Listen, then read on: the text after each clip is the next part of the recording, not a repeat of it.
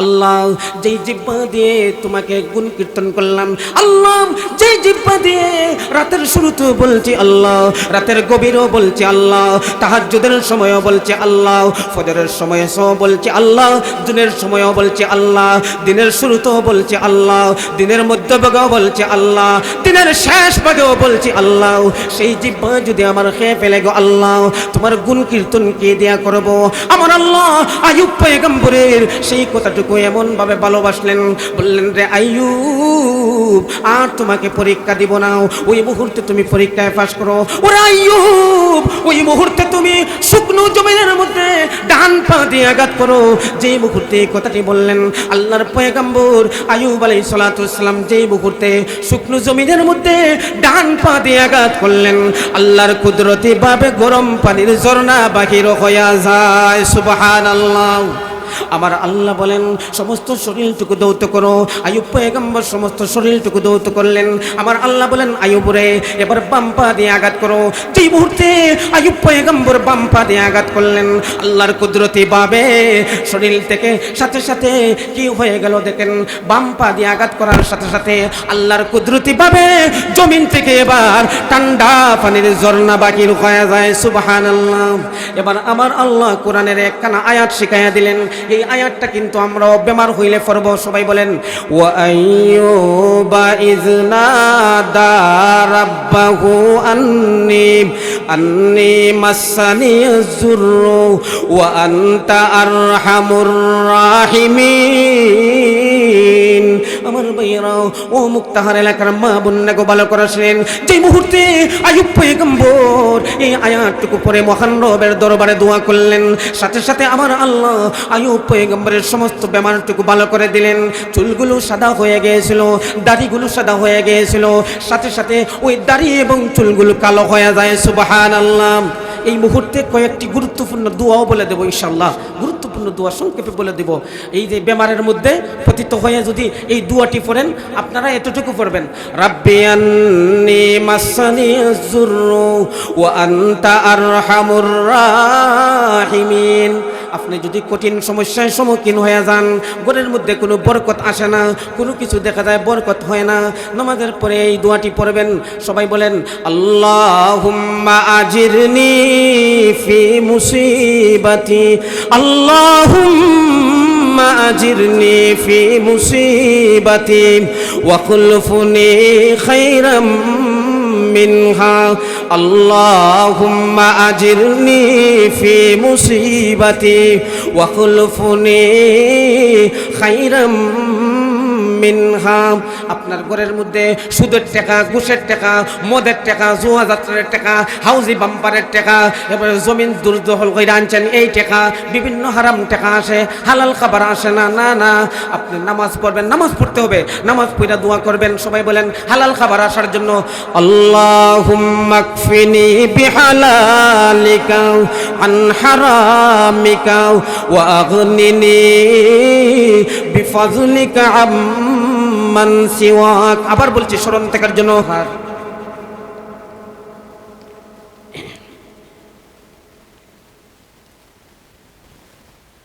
যিনি মাহফিলটি বিশেষ করে আয়োজন করেছেন, একটু বলতে হয় প্রথমেই, যদিও আপনারা চিনেন কিন্তু ওনার পরিচয়টা, যেহেতু বাহিরে উনি কিভাবে মানুষের ভালোবাসা আস্থার প্রতীক হয়েছেন, যার প্রমাণ এই যে 5 তারিখে বিশম্বরপুরে একটি মাহফিল, আমি ওদম ছিলাম একসাথে। মানুষ একটিবার দেখার জন্য ওনাকে এত উপসে পড়া বীর হয়। আমাদের নবীগঞ্জবাসীদের জন্য গর্ব, শুধু নবীগঞ্জ না সারা বাংলাদেশের গর্ব। নন্দিত মুফাসসিরে কোরআন, আল্লাহর কুদরতের এক নিদর্শন, হযরতুল আল্লামা হযরত মাওলানা মুফাসসিরে কোরআন মুতাসিম বিল্লাহ শরীম 26 ইঞ্চি হুজুর দামাত বারাকাতুহুম বারাকাল্লাহু ফি হায়াতি, অত্যন্ত মুহাব্বতের বন্ধুবর। উনি একটি মাদ্রাসাও এখানের মধ্যে প্রতিষ্ঠা করেছেন, ঠিক কিনা বলেন?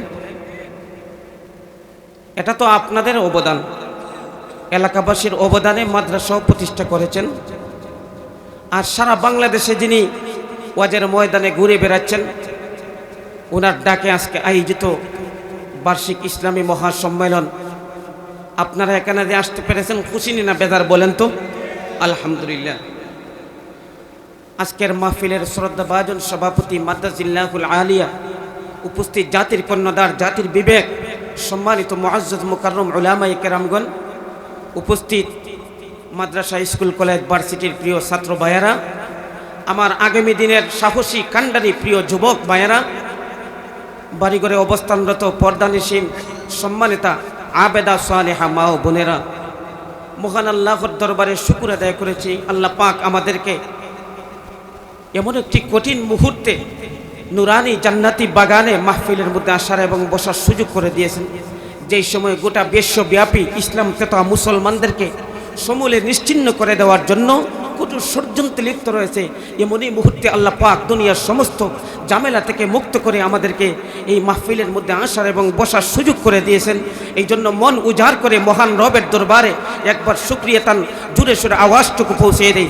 সবাই বলে আলহামদুলিল্লাহ, আরো জোরে বলেন আলহামদুলিল্লাহ, সুবহানাল্লাহ, আলহামদুলিল্লাহ, আল্লাহু আকবার। সবসময় জুড়ে বলবো, প্রয়োজনে বাতিলদের মোকাবেলায় সবসময় এটা জুড়ে বলবো। আল্লাহ পাক আমাদের ঈমান এবং আমল বাড়াইয়া দিবেন, ঠিক কিনা বলেন? মুহতারাম হাজিরিন, আপনাদের এই মাহফিলের মধ্যে আগমন করেছেন হবিগঞ্জের সূর্য সন্তান বিশিষ্ট শাইখুল হাদিস হযরতুল আল্লামা হযরত মাওলানা আতাউর রহমান সাহেব, বারাকাল্লাহু ফি হায়াতিহি, রায়দরি হুজুর, অনেক বড় উঁচু মাপের আলিম আগমন করেছেন মাগরিব পর থেকে নিয়ে এই পর্যন্ত। বিশেষ করে আমার আগে যে 2-3 জন বয়ান করে গেলেন, সবার নাম বলা সম্ভব নয়। আমার বন্ধুবর হযরত মাওলানা মুফতি হযরতুল আল্লামা হযরত মাওলানা ইসমাইল হোসেন সিরাজি সাহেব দামাত বরকাতুহুম আরও আগমন করবেন। বিশেষ করে আজকের প্রধান অতিথি, সারা বাংলায় যিনি ঘুরে বেড়ান, হযরতুল আল্লামা হযরত মাওলানা মুস্তাকিম বিল্লাহ হামিদি সাহেব দামাত বরকাতুহুম উপস্থিত হবেন। আমাদের আজকের কাঙ্ক্ষিত তরুণের অহংকার বিশিষ্ট আলেমে দ্বীন হযরত মাওলানা কারি জুবাইর আহমদ তাশরিফ সাহেব সহ যারা আগমন করবেন, আগমন করেছেন, সবাইকে আমার অন্তর থেকে মুবারকবাদ। সবাই বলেন আমিন। মুহতারাম হাজিরিন, বেশি লম্বা করব না, অনেক বক্তাগণ রয়ে গেছেন। আমি মহাগ্রন্থ আল কোরআনের 22 নম্বর পারার 71 এবং 72 নম্বর আয়াত তেলাওয়াত করেছি সূরা আহজাব থেকে। সাথে সাথে নবীজি সাল্লাল্লাহু আলাইহি ওয়াসাল্লামের অসংখ্য অগণিত হাদিসের ভান্ডার, এর মধ্য থেকে সিহাসিত্তার অন্যতম কিতাব নাসাই শরীফ থেকে একখানা হাদিস পাঠ করেছি। কোরআন এবং হাদিসকে সামনে রেখে আল্লাহ পাক যদি আমাকে তৌফিক দান করেন, কিছু কথা বলবো। ওমা তৌফিক ইল্লা বিল্লাহ, রাব্বি ইশরাহ লি সাদরি ওয়া ইয়াসসির লি আমরি ওয়াহলুল উকদাতাম মিন লিসানি ইয়াফকাহু কওলি আলাইহি তাওয়াক্কালতু ওয়া ইলাইহি উনীব। মুহতারাম হাজিরিন, আমার তেলাওয়াতকৃতের আয়াতের ব্যাখ্যাও করব ইনশাআল্লাহ। ফাঁকে ফাঁকে মধ্যে মধ্যে আমি কয়েকটি বাতিল নব্য দাজ্জাল আবিষ্কার হয়েছে, যারা ইসলাম, ঈমান এবং আমলকে নিয়ে সিনেমিনকে মানুষকে কিভাবে জাহান্নামমুখী করতে চায় তাদের কথাও বলবো। ভয় পাইবেন নাকি? ভয় পাইবেন? এদেরকে বয়কট করা, এদের বিরুদ্ধে কথা বলা আমাদের জন্য ফরজ। এক প্রকারের কিছু হক্কানি উলামায়ে কেরাম আল্লাহ পাক পৃথিবীতে কিয়ামত পর্যন্ত টিকিয়ে রাখবেন। তারা বাতিলদের মোকাবেলায় সবসময় সোচ্চার হয়ে কথা বলবেন। বিশেষ করে বর্তমানে কাদিয়ানি, হিজবুত তাওহীদ, গোলাম মঈনুদ্দিন হিয়াজুরি এবং তাসলিমা নাসরিন, তাসলিমা ইসলাম, ওই সমস্ত বাতিলদের পরিচয় যদি আপনাদের সামনে না দেওয়া হয়, তাহলে মুসলমানদেরকে, সরলপনা মুসলমানদেরকে নিয়ে জাহান্নামের দিকে ইতিমধ্যেই রওনা হয়েছে। আপনারা কি চান তাদের মোকাবেলায় কিছু কথা বলবো? আপনারা চাননি যা চান না বলেন তো? ইনশাআল্লাহ আল্লাহ যদি আমাকে তৌফিক দান করেন, তাদের পরিচয় সহ কিছু কথা বলবো। মা তৌফিক ইল্লা বিল্লাহ। মুহতারাম হাজিরিন, আমার তেলাওয়াতকৃত আয়াতে আল্লাহ পাক জগৎবাসী মুমিন মুসলমানদেরকে শর্ত দিয়েছেন 3টি, নির্দেশ দিয়েছেন 3টি, হুকুম দিয়েছেন 3টি। এই 3টি নির্দেশ হুকুম যদি আমরা পালন করতে পারি, আল্লাহ পাক পুরস্কার দিবেন 3টি। বলেন তো, 3 কয় হয়? 3 6 হয়। মাশাআল্লাহ, বুঝতে পারছেন। আমার তেলাওয়াতকৃত আয়াতে আল্লাহ পাক প্রথম ঘোষণাটি দিয়েছেন মুমিন মুসলমানদেরকে। আল্লাহ পাক বলতেছেন, প্রথম শর্ত হচ্ছে একমাত্র আমি আল্লাহকে ভয় করতে হবে। বলেন তো, কাকে ভয় করতে হবে? একমাত্র আল্লাহকে ভয় করতে হবে। দ্বিতীয় নম্বর শর্ত আল্লাহ পাক দিয়েছেন, সবসময় সঠিক কথা বলতে হবে। এই দুইটা এই দুইটা শর্ত কিন্তু কঠিন বিষয়, কারণ আল্লাহর ভয় মানুষের মধ্যে সব সময় থাকতেই হবে। যদি বাতিলদের মোকাবেলা করতে হয় সে সময় আল্লাহর ভয় থাকতে হবে, ঠিক কিনা বলেন? আল্লাহর ভয় সব সময় থাকতে হবে।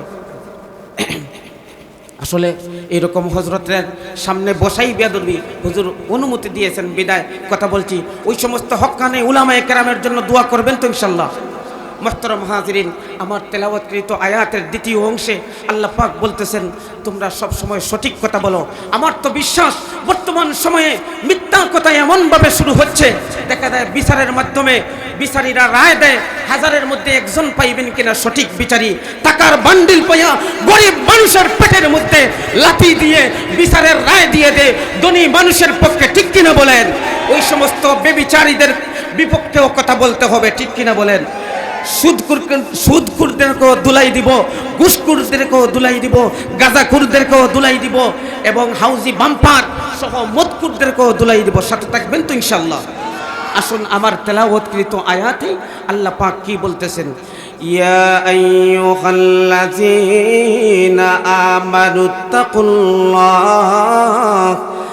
আমানুত্তাকুল্লাহ ওয়া কুলু কাওলান সাদীদা।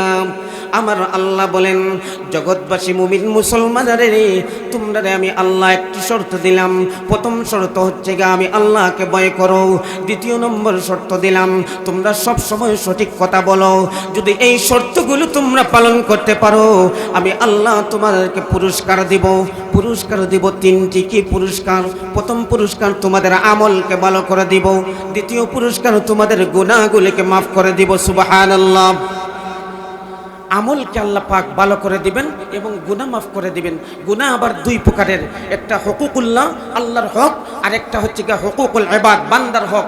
আল্লাহর হক নামাজ পড়ছি না, রোজা রাখছি না, আল্লাহ ইচ্ছা করলে মাফ দিবেন, ইচ্ছা করলে ছাড়বেন। কিন্তু আরেক ভাইয়ের সম্পদ আত্মসাৎ করেছি লাঠির জোরে, টাকার জোরে, আরেক ভাইয়ের সম্পদ আত্মসাৎ করে বক্ষণ করেছি, এটা কিন্তু আল্লাহ মাফ দিবেন না। এই গুনাহ তার কাছ থেকে মাফ নিতে হবে, ঠিক কিনা বলেন? আমার আল্লাহ তৃতীয় আরেকটি শর্ত দিয়েছেন, এই শর্তটি পালন করা অত্যন্ত কঠিন, কিন্তু মুমিন মুসলমান হিসাবে পালন করতেই হবে। দ্বিতীয় আয়াতের প্রথম অংশে আল্লাহ পাক কি শর্তটা দিয়েছেন, ওয়ামান ইউতিইল্লাহা ওয়া রাসূলাহু। দ্বিতীয় নম্বর আয়াতের প্রথম শর্ত আল্লাহ দিয়েছেন আমি আল্লাহর হুকুম এবং নবীর তরিকা অনুযায়ী জীবনযাপন করতে হবে। যদি এটা করতে পারো তাহলে চূড়ান্ত পুরস্কার আল্লাহ কি দিবেন, ফাকাদ ফাযা ফাওজান আযীমা। আল্লাহ পাক দুনিয়ার জীবনেও মহা পুরস্কার রেখে দিয়েছেন। আল্লাহ পাক পরকালে আমাদের জন্য চিরস্থায়ী জান্নাত দিবেন। সুবহানাল্লাহ। জান্নাতে যেতে চাননি সবাই? অত সহজ না। দেখেন জান্নাতে যাওয়ার জন্য আল্লাহর নবীগণ সাহাবায়ে কেরামগণ কত সচেষ্ট ছিলেন। আল্লাহর নবী যেইভাবে জীবনযাপন করেছেন, নবীজি যেইভাবে ঘুমাচ্ছেন, নবীজি যেইভাবে খাবার খেয়েছেন, নবীজি যেইভাবে প্রস্রাব পায়খানা করেছেন, এইভাবে সাহাবায়ে কেরামও তদ্রুপ করার চেষ্টা করেছেন। আমরাও সেইভাবে করতে হবে, ঠিক কিনা বলেন? দেখেন আল্লাহর নবী বিশ্ব নবী রাহমাতুল লিল আলামিনের একজন সাহাবী হযরতে আবু লুবাবা রাদিয়াল্লাহু তাআলা গুনাহ করেন নাই, একটা ভুল করেছিলেন। নবীজি বলছিলেন আবু লুবাবা তুমি এটা করিও না। উনি ভুলে করে ফেলছিলেন। উনাকে অপরাধী সাব্যস্ত মনে করে নিজে নিজে মসজিদের নববীর মসজিদের ফিলারের মধ্যে এইভাবে কাঁদতে শুরু করলেন। এইভাবে জোর করে দুই হাতকে বেঁধে কাঁদতে শুরু করলেন। এবার আম্মাজান আয়েশা সিদ্দিকা রাদিয়াল্লাহু তাআলা আনহা দৃশ্যটি দিকে বরদাস্ত করতে পারেন নাই। আমার নবী বিশ্ব নবী রাহমাতুল লিল আলামিনকে এবার ডেকে বলেন, ইয়া রাসূলুল্লাহ, ইয়া হাবিবাল্লাহ, ওগো নবীজি আপনার সাহাবী হযরত আবু লুবাবা রাদিয়াল্লাহু তাআলা আনহু একদিন নয়, দুই দিন নয় গো নবীজি, 3 দিন যাবত হুজুর ধরে কাঁদতেছে। আপনি কি পারেন না মহান রবের পক্ষ থেকে কোনো কিছু ফয়সালা নিয়ে আসতে? আল্লাহর নবী বিশ্ব নবী রাহমাতুল লিল আলামিন বলেন, আয়েশা আমি বিশ্ব নবী অপেক্ষায় রয়েছি। হঠাৎ করে দেখা যায় জিবরাইল আলাইহিস সালাম আগমন করলেন। জিবরাইল আলাইহিস সালাম আগমন করে আয়েশা বলেন, ইয়া রাসূলুল্লাহ, ইয়া হাবিবাল্লাহ, ও গো নবীজি, একদিন নয় দুই দিন নয় গো নবীজি, আপনার সাহাবী আবু লুবাবার কান্দাও মহান আল্লাহ বরদাস্ত করতে পারেন নাই।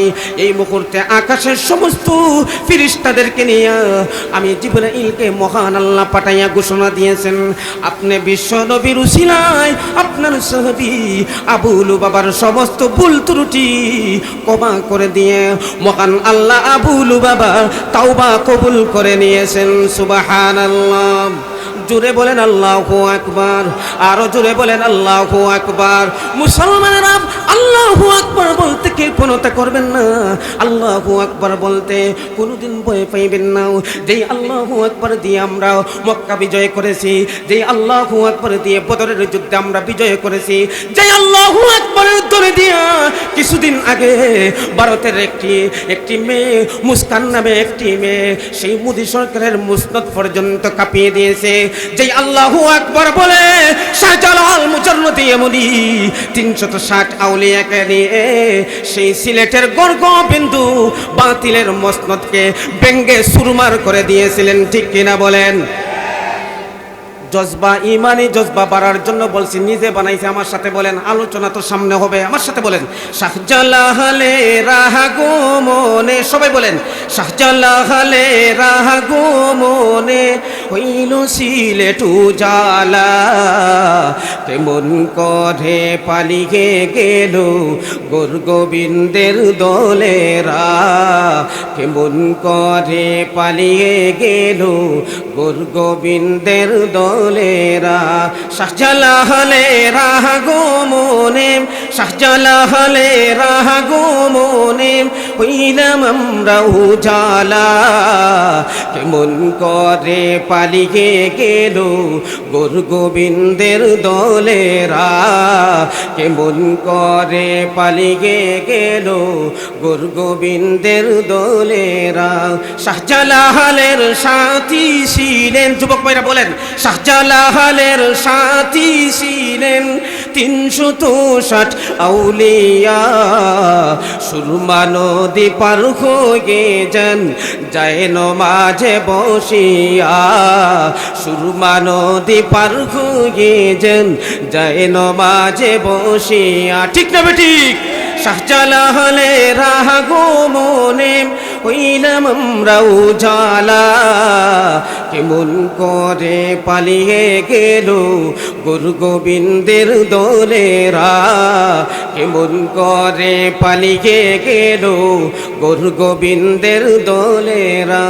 আজানের ওই ধ্বনি শুনে ভেঙ্গে গেল বালাখানা, ঠিক না বেঠিক?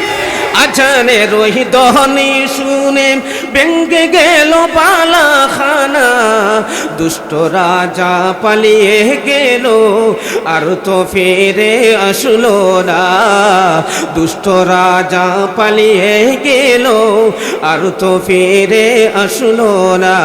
শাহজালালে রাহাগো মনে, শাহজালালে রাহাগো মনে হইলাম আমরা উজালা, কেমন করে পালিয়ে গেল গোর গোবিন্দের দলেরা, কেমন করে পালিয়ে গেল গোর গোবিন্দের দলেরা, ঠিক না বেঠিক? সেই সিলেট থেকে আমরা সেই কুখ্যাত তাসলিমা নাসরিন বিরোধী আন্দোলন শুরু করেছিলাম। সংক্ষেপে বলতেছি, কয়েকটি বাতিলের কথা বলবো। তাসলিমা নাসরিন বলছিল, আমার পেট এটা আমার শরীরের অংশ, আমি যাকে দিয়ে ইচ্ছা করি সন্তান গ্রহণ করতে পারি। নাউজুবিল্লাহ মিন যালিক। একজন পুরুষ যদি একসাথে 4 জন স্ত্রী গ্রহণ করতে পারে, আমি কেন একসাথে 4 জন স্বামী গ্রহণ করতে পারবো না? সুতরাং কুরআন নামে যে বই আছে এটা পাল্টাতে হবে, আল্লাহ বইয়ের মধ্যে ভুল করেছে। নাউজুবিল্লাহ, জুড়ে বলেন না। সে বলছিল বুরকা একটা কুসংস্কার, এই বুরকার ভিতর দিয়া মৌলবীরা মা বোনদেরকে ধর্মান্ধ বানাইতেছে। আমরা বলছিলাম, তাসলিমা যেই কালো বুরকার বিরুদ্ধে কথা বলছস, সেই কালো বুরকার ভিতর দিয়া রাতের আধারে পালাইতে বাধ্য হবে। ইনশাআল্লাহ পালাইতে বাধ্য হয়েছিল, আজও পর্যন্ত আসতে পারে নাই। দেব না, দেব না, দেব না ইনশাআল্লাহ। ভয় পাচ্ছেন? একটা বাতিলের কথা বলছি, সামনে কাদিয়ানির কথা বলবো, হিজবুত তাওহীদের কথা বলবো, আর আরেকটা নাস্তিকনি তাসলিমা ইসলাম বাহির হয়েছে এবং আরও কিছু নাস্তিক বাহির হয়েছে, তাদের কথা বলবো ইনশাল্লাহ। আসুন আমার আলোচনায় যাই। আল্লাহ পাক বলতেছেন, তোমরা প্রথম শর্ত আমি আল্লাহ দিলাম মুমিন মুসলমানদেরকে। 1 নম্বর শর্ত, আমি আল্লাহকে ভয় করো। 2 নম্বর শর্ত, সঠিক কথা বলো। 3 নম্বর শর্ত, আমি আল্লাহর হুকুম নবীর তরিকা অনুযায়ী যদি জীবনযাপন করতে পারো, প্রথম পুরস্কার দিব তোমাদের আমলকে ভালো করে দিব। 2 পুরস্কার তোমাদের গুনাহ মাফ করে দিব। 3 নম্বর পুরস্কার তোমাদেরকে আমি আল্লাহ মহা পুরস্কারের ঘোষণা দিয়েছেন, চিরস্থায়ী জান্নাত। সুবহানাল্লাহ। জান্নাতে যেতে চান তো? এত সহজ নয়, এত সহজ নয়। 2 আয়াতের ব্যাখ্যায় আমি একটু বোঝানোর জন্য বলতেছি। আলহামদুলিল্লাহ, হাত তুলছেন সবাই। হুজুর দোয়া করবেন তো ইনশাল্লাহ? মুহতারাম হাজিরিন, ওয়া মান ইউতিইল্লাহ ওয়া রাসূলাহু, এই কথাটি যে আল্লাহ বলেছেন, দেখেন সাহাবায়ে কেরাম এটার উপর কত অটল অবিচল রয়েছিলেন। আল্লাহর নবী, বিশ্ব নবী রাহমাতুল লিল আলামিনকে কত মহব্বত করতেন। দিনের জন্য, আল্লাহর জন্য, আল্লাহর কোরআনের জন্য কত ভালোবাসা ছিল নবীজির, সাহাবায়ে কেরামের। আমরা কোথায়, তারা কোথায়? আমরা কিভাবে দিন পালন করতেছি, ধর্ম পালন করতেছি? সাহাবায়ে কেরাম জান্নাতে যাওয়ার জন্য কত সচেষ্ট ছিলেন। আল্লাহর নবী, বিশ্ব নবী রাহমাতুল লিল আলামিন অনেক যুদ্ধ করেছেন সাহাবায়ে কেরামদেরকে নিয়ে। বোঝানোর জন্য বলতেছি, নবীজি সাল্লাল্লাহু আলাইহি সাল্লাম একটি যুদ্ধ করেছিলেন, খন্দকের যুদ্ধ। সেই যুদ্ধের মধ্যে 350 মাইল লম্বা খাল খনন করেছিলেন। আল্লাহ পাক সূরা আহজাবের মধ্যে বিস্তারিত আলোচনা করেছেন। আল্লাহ পাক রব্বুল আলামিনের নবী এত কষ্ট করেছেন, নবীজি সাল্লাল্লাহু আলাইহি সাল্লাম নিজেও পাথর কেটেছেন। 350 মাইল লম্বা খাল খনন করেছিলেন। এই দিকে প্রস্থ 15 হাত। এমনই মুহূর্তে দেখা যায় বিশ্ব নবী রাহমাতুল লিল আলামিনকে দুনিয়া থেকে বিদায় করার জন্য একটা বেঈমান কাফের, তার নাম আমির ইবনে আবদউদ, নাঙ্গা তরবারি নিয়ে আসতেছে। আল্লাহর নবী বলেন, কে আসরে এই বেঈমানকে প্রতিহত করতে? দাঁড়াও। আল্লাহর নবীর এক সাহাবী লাফ দিয়ে দাঁড়িয়ে গেলেন। নবীজি বললেন, তুমি পারবা না, তুমি বসে যাও।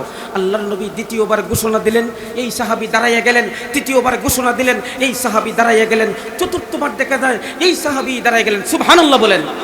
আল্লাহর নবী, বিশ্ব নবী রাহমাতুল লিল আলামিন বলেন, তুমি কি জানো তার নাম কি? তিনি বলেন, অবশ্যই জানি, তার নাম আমির ইবনে আবদউদ। আল্লাহর নবীকে ওই সাহাবী প্রশ্ন করেন, আমি কে, আপনি জানেননি? আল্লাহর নবী বলেন, জানি, তোমার নাম তো আলী। সুবহানাল্লাহ বলেন। হযরতে আলী রাদিয়াল্লাহু তাআলা আল্লাহর নবী ছিলেন না? অবশ্যই ছিলেন। নবীজি সাল্লাল্লাহু আলাইহি ওয়াসাল্লাম বললেন, তাহলে কি হয়েছে? আপনি যদি দোয়া করে ছেড়ে দেন, ইনশাআল্লাহ আমি বিজয় অর্জন করতে পারবো আল্লাহর হুকুমে। আল্লাহর নবী, বিশ্ব নবী রাহমাতুল আলামিন পাগড়িটা ভালো কইরা বেঁধে এবার হযরতে আলী রাদিয়াল্লাহু তাআলাকে ছেড়ে দিলেন। দিয়া নবীজি এবার সিজদার মধ্যে পড়ে কাঁদতে শুরু করলেন। আল্লাহর নবী, বিশ্ব নবী রাহমাতুল আলামিন সিজদায় পড়ে ওযুর ধরে কাঁদতে শুরু করলেন। সাহাবায়ে কেরামদেরকে এবার বললেন, সাহাবীরা, আমার আলী আসেনি না, শহীদ হয়ে গেছে, একটু খবর জানাও। সাহাবায়ে কেরামরা এবার নবীজিকে সংবাদ দিলেন, ইয়া রাসূলুল্লাহ, ইয়া হাবিবাল্লাহ, ওগো নবীজি, আপনার সাহাবী হযরতে আলী এমনভাবে ঘোড়া দিয়া দৌড়াইতেছেন, ঘোড়া দৌড়ার কারণে ধুলিবালি এমনভাবে অন্ধকার হয়ে গেছে। ইয়া রাসূলুল্লাহ, ইয়া হাবিবাল্লাহ, ওগো নবীজি, আপনার সাহাবী হযরতে আলী আসেনি না, শহীদ হয়ে গেছে, আমরা বুঝতে পারতেছি না গো নবীজি। ইয়া রাসূলুল্লাহ, ইয়া হাবিবাল্লাহ, ওগো নবীজি, আপনি দোয়া করেন গো আপনার সাহাবীর জন্য। এইদিকে বিশ্ব নবী রাহমাতুল লিল আলামিন চোখের পানি ছেড়ে দিয়ে দোয়া করলেন, আল্লাহ, আল্লাহ, এই মুহূর্তে আমার চাচাতো ভাই হযরতে আলীকে পাঠিয়ে দিলাম। আমার চাচাতো ভাই হযরতে আলী যদি শহীদ হয়ে যায়, রক্ত সম্পর্ক কোনো মুসলমান বাকি থাকবে না। আল্লাহ দয়া করে আমার চাচাতো ভাই আলীকে বিজয়ের নিশান নিয়ে ফিরার তৌফিক দিয়ে দাও। এইদিকে হযরতে আলী জুলফিকার তরবারি যেই মুহূর্তে আমির ইবনে আবদউদের সামনে গেলেন, দেখা মাত্রই বলে, কে রে আলী, তুমি কিসের জন্য আসলাও? হযরতে আলী বলেন, তোমার সাথে যুদ্ধের জন্য আসছি। না না, তুমি যুদ্ধ করতে পারবে না, তোমার চাইতে কোনো বীর বাহাদুর যদি তাকে যায় তাকে নিয়ে পাঠাও। আল্লাহর নবীর সাহাবী হযরতে আলী বলেন, বেহুদা কথা শুনতে আসি নাই রে, যেই কাজের জন্য আসছি সেই কাজটি শুরু করে দাও। তাহলে ঠিক আছে, তুমি আগে শুরু করে দাও, তুমি ছোট্ট বাচ্চা, তুমি আগে শুরু করে দাও। হযরতে আলী বলেন, ওরে বেঈমান কাফের আমির ইবনে আবদউদ, এটা মুসলমানদের চরিত্র নাই রে। মুসলমান কোনোদিন কারো সাথে আগে লাগে না, ঠিক কিনা বলেন? তো Iraq, Afghanistan, Chechnya, Bosnia, Myanmar, কোনো মুসলমান কি কোনোদিন কোনো বেঈমান কাফেরের উপর আগে খোঁচা দিয়েছে? আগে হামলা করেছে, তাহলে তাহলে এত হামলা এত নির্যাতন কেন আমাদের উপর? সেই দিন বেশি দূর নয়, সেই দিন আমাদের জন্য অপেক্ষা করেছে। ইসলামের পতাকা পথ পথ করে উঠবো, ঠিক কিনা বলেন? একদিন নিশ্চয় আসবে সেদিন, শান্তির সুবাতাস বইবে যেদিন। একদিন নিশ্চয় আসবে সেদিন, শান্তির সুবাতাস বইবে যেদিন। বাতিলের কালো হাত ভাঙবো যেদিন, বাতিলের কালো হাত ভাঙবো যেদিন, শান্তির সুবাতাস বইবে সেদিন। একদিন নিশ্চয় আসবে সেদিন, একদিন নিশ্চয় আসবে সেদিন, শান্তির সুবাতাস বইবে সেদিন। সবাই বলেন আল্লাহু আকবার। আল্লাহর নবীর সাহাবী হযরত আলী বলেন, তুই আগে মার। এবার বেঈমান কাফের, সংক্ষেপে বলতেছি, আমির ইবনে আবদউদ হযরত আলী রাদিয়াল্লাহু তাআলাকে হামলা করলো। হামলা করার সাথে সাথে ওনার পাগড়িটা কেটে রক্তাক্ত হয়ে জমিনে পড়ে গেলেন। সুবহানাল্লাহ। কিছুক্ষণ পরে জমিন থেকে দাঁড়ালেন, বিসমিল্লাহির রহমানির রহিম বলে পাগড়িটা ভালো করে বেঁধে এবার আমির ইবনে আবদউদকে ডেকে বলেন, ওরে আমির ইবনে আবদউদ, এতক্ষণ পর্যন্ত শয়তানের বাঘ আল্লাহর বাঘের উপর হামলা চালিয়েছিল। ওরে শয়তানের বাঘ, ওই মুহূর্তে আল্লাহর বিজয়ী বাঘ আসাদুল্লাহি গালিব শয়তানের বাঘের উপর হামলা চালাইবে। ওরে শয়তানের বাঘ ওই মুহূর্তে দেখতে পাইবে রে আল্লাহর বিজয়ী বাঘের পাওয়ার বেশি না শয়তানের বাঘের পাওয়ার বেশি। এই কথা বলে হযরত আলী জুলফিকার তরবারি দিয়া মধ্যে আঘাত করলেন। আঘাতের সাথে সাথে ওই বেঈমান কাফিরের মাথাটি দ্বিখণ্ডিত হয়ে হযরত আলীর জুলফিকার তরবারি আদাত পর্যন্ত মাটিতে গিতে গিয়েছে। সুবহানাল্লাহ। জোরে বলেন আল্লাহু আকবার, আরো জোরে বলেন আল্লাহু আকবার। এবার বিশ্বনবী সিজদা থেকে মাথা উঁচু করে বলেন, সাহাবীরা রে, আমার আলী আসেন না শহীদ হয়ে গেছে? সাহাবারা এবার বলেন, ইয়া রাসূলুল্লাহ, ইয়া হাবিবাল্লাহ, ও নবীজি, ওই মুহূর্তে আপনার সাহাবী হযরতে আলীর কণ্ঠে আল্লাহু আকবার শোনা যায়। সবাই বলেন আল্লাহু আকবার। আমার সাহাবী হযরতে আলী দেখা যায় আমির ইবনে আবদউদের মাথা টিকে নিয়ে বিশ্বনবী রাহমাতুল লিল আলামিনের সামনে আসছেন। আমার নবী বিশ্বনবী রাহমাতুল লিল আলামিন সাথে সাথে মুস্কি হাসি দিলেন। আল্লাহর নবী বলেন, ওরে আলী, তুমি এই মুহূর্তে যেই কাজটা করেছো আমার আল্লাহ তোমার উপর খুশি হয়ে গেলেন। হযরতে আলী বলেন, ইয়া রাসূলুল্লাহ, ইয়া হাবিবাল্লাহ, গো নবীজি, আমার কোনো প্রতিদান রয়েছে কি? আল্লাহর নবী বলেন, রে আলী, তুমি যেই দিন পৃথিবী থেকে বিদায় নেবে এর বিনিময়ে তোমার জন্য মহান আল্লাহ জান্নাত ওয়াজিব করে রেখে দিবেন। সুবহানাল্লাহ। সাহাবায়ে কেরামের ঈমানি জজবা আছে না নাই বলেন? সেই ঈমানি জজবা আমাদের সামনে কিন্তু অবশ্যই অবশ্যই আমাদের সামনে বেশি দিন নাই, পরীক্ষা আসতেছে, মোকাবেলা করার জন্য প্রস্তুত থাকেন। আরেকটি বাতিলের কথা ফাঁকে দিয়ে বইলা দেই, আমরা সংসদ ভবন পর্যন্ত আওয়াজটুকু পৌঁছাইব। মাননীয় প্রধানমন্ত্রী, আমাদের অনেক দিনের দাবি, আপনি আমাদের দাবিটুকু পূরণ করুন, আপনার জন্য দোয়া করব। আমার সাথে আপনারা বলবেন, ঈমান বাড়বে। নবী পরে নবী নাই, সংসদে আইন চাই, কাফের কাফের কাদিয়ানি কাফের। আমার সাথে বলবেন, নারায়ে তাকবীর। যুবক ভাইরা আওয়াজ দেন না কেন? নারায়ে তাকবীর। কাফের কাফের কাফের কাফের। নবীর পরে নবী নাই, সংসদে আইন চাই। পঞ্চগড়ে ইস্তিমা করতেছিল, ঠিক কিনা বলেন? দুই ভাই শহীদ হয়েছে, তাদের জন্য দোয়া করবেন না? দুই ভাই শহীদ হয়েছে, তাজা প্রাণ দিয়েছে। আমরা বলছি, এটা শাহজালালের দেশ, এটা মুসল্লিদের দেশ, এটা টুপিওয়ালা হক্কানীদের দেশ, এটা শাইখুল হাদিস আল্লামা আতাউর রহমান দামাত বরকাতুহুমের দেশ। এই দেশের মাটিতে কুখ্যাত কাদিয়ানীদের ইস্তিমা হতে দেব না, দেব না, দেব না। আমরা প্রমাণ করে দিয়েছি, প্রয়োজনে বলছিলাম বুকের তাজা রক্ত দিয়ে শহীদ হব, তথাপি মুসলমানদের দেশে ইস্তিমার মতো সেই কুসংস্কার বন্ধ করতে হবে, করতে হবে, করতেই হবে। ভয় পাচ্ছেন? ভয় পাচ্ছেন? একটা বাতিলের, দুইটা বাতিলের কথা বলছে, সামনে আরো দুই তিনটা বাতিলের কথা বলবো যদি সময় পাই। আসুন সামনের দিকে যাই। মুহতারামা হাজিরিন, আমার তেলাওয়াতকৃত আয়াতের ভিতরে যেই কথাগুলো বললাম এর মাধ্যমে অন্যতম হচ্ছে গিয়া আল্লাহর নবী, বিশ্ব নবী রাহমাতুল লিল আলামিনের উসিলায় দেখেন নবীজির সাহাবী কিভাবে মাফ পেয়েছেন। শুধু তাই নয়, আল্লাহর নবী হযরতে আদম আলাইহিস সালাতু ওয়াস সালামকে আল্লাহ ক্ষমা করে দিয়েছিলেন। আদম পয়গম্বর কিন্তু গুনাহ করেন নাই, ভুল করেছিলেন। আল্লাহর পয়গম্বর আদম আলাইহিস সালাতু ওয়াস সালাম যেই সময় জান্নাত থেকে বের হয়ে আসছিলেন, আল্লাহর নবী হযরতে আদম আলাইহিস সালাতু ওয়াস সালাম ওনার স্ত্রী হাওয়া আলাইহিস সালাতু ওয়াস সালামকে নিয়ে 300 বছর পর্যন্ত জান্নাত থেকে বের হয়ে কাঁদতে শুরু করলেন। কি ভুল করেছিলেন? আল্লাহ বলছিলেন সেই ফলটি খাইও না। শয়তান বলছিল এই ফল যদি না খাও জান্নাতের ভিতরে থাকতে পারবো না। প্রলোভন দিয়া হাওয়া আলাইহিস সালাতু ওয়াস সালাম জান্নাতে সেই ফলটি খেয়ে ফেলছিলেন। এরপরে ওনার স্বামীও খেয়ে ফেললেন। আল্লাহ পাক সম্মানার্থে জান্নাত থেকে বের করে দিয়েছিলেন। যেই কথাটি বুঝাইতে চেয়েছি, নবীজির মর্যাদা আল্লাহ কি দিয়েছেন, নবীজির মর্যাদার কারণে আরেক নবীকে আল্লাহ মাফ করে দিয়েছেন। 300 বছর পর্যন্ত এইভাবে কাটছেন। তাফসীরের কিতাবের মধ্যে লেখেন এই যে চোখের পানি পরে জমিনের মধ্যে ঘাস উঠে গেছে। সুবহানাল্লাহ। কপালকে এইভাবে লাগাইয়া হাঁটুর মধ্যে এইভাবে লাগাইয়া কাটতে শুরু করলেন। আমার কথা বুঝেন তো আপনারা? মাশাআল্লাহ। আল্লাহর পয়গম্বর আদম আলাইহিস সালাতু ওয়াস সালাম এবার কাটতে শুরু করলেন।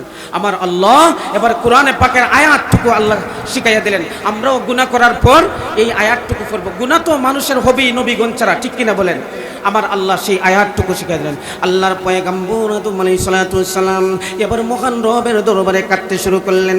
আমার আল্লাহ আদম পয়গম্বরের কান্না বরদাস্ত করতে পারেন নাই।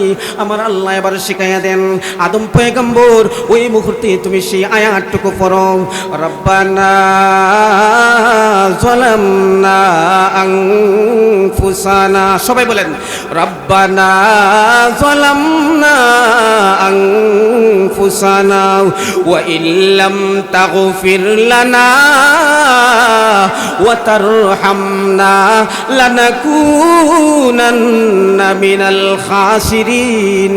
আদম পয়গম্বর যেই মুহূর্তে আয়াতটুকু পড়ে মহান রবের দরবারে দোয়া করতে লাগলেন, হঠাৎ করে স্মরণ হয়ে গেল আল্লাহর নবী, বিশ্ব নবী রাহমাতুল লিল আলামিনের কথা স্মরণ হয়ে গেল। আদম পয়গম্বর বলেন, জান্নাত থেকে আসার সময় আমি এক লাইনের মধ্যে লেখা দেখছিলাম, লা ইলাহা ইল্লাল্লাহু মুহাম্মাদুর রাসূলুল্লাহ সাল্লাল্লাহু আলাইহি ওয়াসাল্লাম। আদম পয়গম্বর এবার বলেন, রব্বুল আলামিন আহকামুল হাকিমিন, যেই বিশ্ব নবী রাহমাতুল লিল আলামিনকে দেখার সুযোগটুকু হবে না, সেই বিশ্ব নবীর উপর কালেমা পাঠ করলাম। আল্লাহ সেই বিশ্ব নবীর উসিলায় আমার তওবা কবুল করে নাও। আমার আল্লাহ বলেন, আদম পয়গম্বর এমন এক নবীর কথা বলছো যেই নবীর উসিলায় আমি আল্লাহ সব কিছু সৃষ্টি করলাম। সেই বিশ্ব নবীর উসিলায় আপনার সমস্ত ভুল ত্রুটি আমি আল্লাহ ক্ষমা করে দিলাম। সুবহানাল্লাহ। নবীদের সম্মান আছে না নাই বলেন তো? সেই বিশ্ব নবীকে খাতামুন নবীন মানে না সেই বেঈমানেরা, বলেন নাউজুবিল্লাহি মিন যালিক। আল্লাহর নবীর কত সম্মান দেখেন। সংক্ষেপে বলতে, নবীজি যেই দিন তায়েফ গেলেন, কোথায় গেলেন? তায়েফ গেলেন। তায়েফবাসীরা এত দুষ্ট ছিল, এত দুষ্ট আচরণ করেছিল, নবীজি সাল্লাল্লাহু আলাইহি সাল্লামকে রক্তাক্ত করে এবার বখাটো সন্তানদেরকে লেলিয়ে দিয়েছিল, তারাও রক্তাক্ত করে দিয়েছিল। নবীজির শরীর মুবারক থেকে রক্ত মুবারক পড়ে যাইবে। এবার নবীজি সাল্লাল্লাহু আলাইহি সাল্লাম জায়েদ ইবনে হারেসাকে বলেন, জায়েদ রে, কাপড় দিয়ে আমার রক্তগুলো মোচন করো। জায়েদ ইবনে হারেসা রাদিয়াল্লাহু তাআলা বলছিলেন, ইয়া রাসূলুল্লাহ, ইয়া হাবিবাল্লাহ, ও নবীজি, যেই রক্ত শরীর থেকে বের হয়েছে ওই রক্ত মোচন করলে কি লাভ হবে গো? আল্লাহর নবী, বিশ্ব নবী রাহমাতুল লিল আলামিন বলেন, ওরে জায়েদ, আমিও জানি কোনো লাভ হবে না, কিন্তু জানোস রে জায়েদ, আল্লাহর জমিন তায়েফের ময়দান আমি বিশ্ব নবীকে কত ভালোবাসি। ওরে জায়েদ, সেই তায়েফের ময়দানের মানুষ আমি বিশ্ব নবী রাহমাতুল লিল আলামিনকে যদিও চিনতে ভুল করে রে জায়েদ, আল্লাহর জমিন তায়েফের ময়দান আমি বিশ্ব নবীকে চিনতে একটি সেকেন্ড তো ভুল করবে না। ওরে জায়েদ, ওই মুহূর্তে যদি এক ফোঁটা রক্ত আমি